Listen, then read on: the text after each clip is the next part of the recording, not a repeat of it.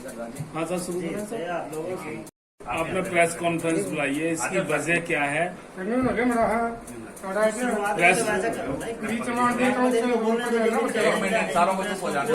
इस बात के लिए आज ये प्रेस कॉन्फ्रेंस आयोजित की जा रही है, जिसमें आप सभी पत्रकार साथियों का हम स्वागत करते हैं। किस किस को निष्कासित किया?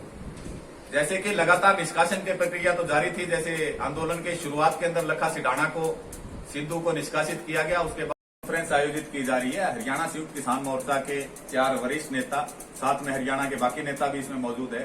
जो संयुक्त किसान मोर्चा ने सिंधु बॉर्डर की 13 तारीख की मीटिंग में एक तरफा फैसला किया कि जो 4 साथी आंदोलन में पिछले लगातार 1.5 विकल्प 4 राष्ट्रीय अध्यक्ष अखिल भारतीय स्वामीनाथन संघर्ष समिति, हरियाणा में आंदोलन की शुरुआत करने वाले हम लोग थे। 10 सितंबर को पीपली के अंदर रैली करी। उसके बाद 11 सितंबर को 10 सितंबर को जब लाठीचार्ज हुआ तो 11 सितंबर 2020 को हरियाणा में पहली बार दुष्यंत चौटाला की कोठी का घेराव 10,000 किसानों के साथ हमने किया। बात टिकरी बॉर्डर की हो तो 26 नवंबर से हम लगातार किसान नेता वहां पर मौजूद रहे, लगातार किसानों की आवाज़ उठाते रहे। संयुक्त किसान मोर्चा के अहम सदस्य थे। लेकिन संयुक्त किसान मोर्चा में ये बात उठाने के लिए कि सरकार से आप एमएसपी पर बात कीजिए ताकि कि पूरे देश के किसानों को बातचीत हो। यदि सरकार टर्म्स एंड कंडीशन लगा सकती है कि हम काले कानूनों को वापस नहीं लेंगे, संशोधन करेंगे, तो हमें भी संयुक्त किसान मोर्चा की तरफ से एक कॉल देनी चाहिए कि हम भी बातचीत करने के लिए तैयार हैं, लेकिन पहले आप एमएसपी को आप लीगल कानून बनाइए, यानी एमएसपी से नीचे खरीद है वो कानूनी अपराध घोषित किया जाए। उस एजेंडे को नीचे गिराया गया। उसके बाद हरियाणा के किसान नेताओं को लगातार टारगेट किया गया। गुरनाम चढ़ूनी को बिना हरियाणा की मर्जी के बाहर निकाल दिया गया।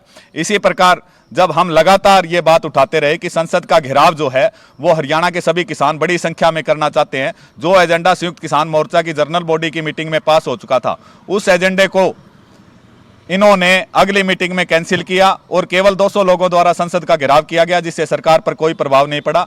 लगातार जो इन्होंने कभी जन्मदिन मनाना, कभी काला दिवस, कभी लाल दिवस मनाना, उससे हरियाणा के किसानों का लगातार आर्थिक नुकसान हो रहा था।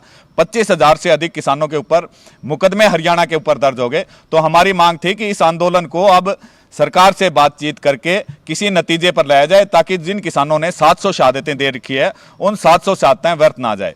तो हमने फैसला लिया 3 अगस्त को कि जब तक हरियाणा के एजेंडे सीरियसली संयुक्त किसान मोर्चा में नहीं उठाए जाएंगे, तब तक हरियाणा किसान संयुक्त मोर्चा के जो घटक सदस्य हैं हमारे, वो घटक सदस्य मीटिंग में भाग नहीं लेंगे। लेकिन 13 तारीख की मीटिंग को बिना हमारा पक्ष जाने हुए, जिस मीटिंग में हम लोग गए नहीं हुए थे, संयुक्त किसान मोर्चा ने एक तरफा कार्रवाई करते हुए हम सभी साथियों को निष्कासित करने का काम किया। पहले गुरनाम चढ़ूनी को किया, ऋषिपाल अंबावता को किया, वीएम सिंह को किया। तो ये लगभग इन लोगों की ये मंशा दिखाई दे रही है कि ये सरकार के एजेंडे पर काम कर रहे हैं, क्योंकि 21 जनवरी के मीटिंग में सरकार ने क्लियर कर दिया था कि आप छोटी कमेटी करके बात करने आइए। तो कमेटी ऐसे तो छोटी हो नहीं सकती। कमेटी तभी छोटी होगी जब ऐसे लोग जो आवाज़ उठाने वाले हैं, जो किसानों के पक्ष में बोलने वाले हैं, उनके ऊपर अनुशासनात्मक कार्रवाई करके उन्हें बाहर निकाल दिया जाए। आज संयुक्त किसान मोर्चा पूरी तरह से रज्जेवाल, दर्शनपाल, राकेश टिकैत और योगेंद्र यादव की प्राइवेट लिमिटेड कंपनी बन चुका है, जिसके अंदर किसानों के मुद्दों के ऊपर कोई बहस नहीं होती। इस आंदोलन को कैसे 2022 तक ले जाना है, ताकि ये लोग अपने पंजाब के चुनाव के अंदर अपनी राजनीतिक मंशा पूरी कर सके, यूपी के चुनाव के अंदर अपनी राजनीतिक मंशा पूरी कर सके, इसका हमने खुलकर विरोध किया। जहां आंदोलन पूर्ण रूप से अराजनीतिक था, वहीं पर राकेश टिकैत के गाजीपुर बॉर्डर के ऊपर शायद ही कोई पार्टी का ऐसा नेता रहा हो जो उनके मंच पर नहीं बोला। ममता बनर्जी से चुनाव जीतने के बाद वो मिलने जाते हैं।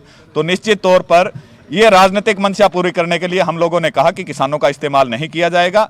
अब अगर हम पर कार्रवाई की गई है तो हम संयुक्त किसान मोर्चे को बताना चाहेंगे, ये किसी के बाप की बापोती नहीं है। ये आंदोलन किसानों का था। हम आंदोलन में थे, हम आंदोलन में हैं और हम आंदोलन में रहेंगे। आंदोलन को पहले से और अधिक मजबूत करेंगे। कश्मीर से लेकर केरल तक का किसान, राजस्थान से लेकर बंगाल तक का किसान को इस आंदोलन में शामिल करने का काम करेंगे।